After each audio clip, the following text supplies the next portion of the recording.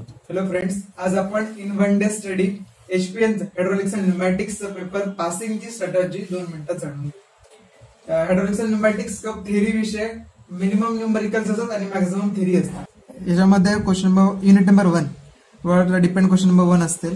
त्याच्यामध्ये question number 1 मध्ये ए म्हणजे जिरोटर पंप न्यूमरिकल असतील आणि फिक्स न्यूमरिकल जिरोटर पंपवर pump efficiency and average talk करण्यासाठी 6 मार्क्सला न्यूमरिकल असेल आणि त्यासोबत 4 मार्क्सला आयएसओ सिम्बॉल्स असतील. हा एक फिक्स पॅटर्न म्हणता येईल आणि माझ्या मते हा प्रिफर्ड आपण केलेला बेटर राहील.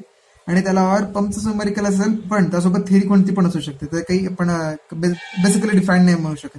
सो बेटर राहील की क्वेश्चन नंबर 1 त्यामध्ये जिरोटरचं न्यूमरिकल आणि सिम्बॉल्स आयसो सिम्बॉल्स केलेले बेटर राहील 10 मार्क्ससाठी. त्याच्यानंतर जर युनिट नंबर 2 जर बोललं तर लिनियर ऍक्च्युएटरवर एक सिम्पल न्यूमरिकल असेल लिनियर ऍक्च्युएटर्सवर आणि त्यासोबत एक थिअरी असेल ऑन अक्युम्युलेटर्स. पण त्यामध्ये पण एक आपण काय म्हणता येईल रेस्ट्रिक्टेड केलंय की त्यामध्ये सर्किट्स नसतील, सर्किट्स डायग्राम्स ऑन अप्लिकेशन ते नसतील, फक्त ऑनली बेसिक्स टाइप्सवर त्याचे न्यूमरिकल थिअरी असेल अक्युम्युलेटर्सवरची 4 मार्क्सला आणि 6 मार्क्सला लिनियर ऍक्च्युएटरची एक न्यूमरिकल असेल सिम्पल न्यूमरिकल जो मागून येतोय 10 मार्क्ससाठी.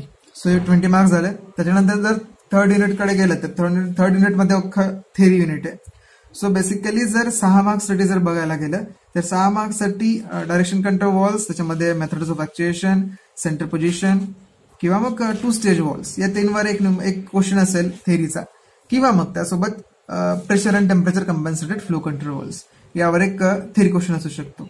सो बेसिकली थर्ड युनिटमध्ये जर बोललं तर 6 मार्क्सला एक थिअरी क्वेश्चन असेल आणि 4 मार्क्सला एक थिअरी क्वेश्चन असू शकतो. सो बेटर राहील की 6 मार्क्सचा केलेला. And at the last, thank you. All the best for your papers and hope you all do the best. And don't forget to like, share and subscribe this video.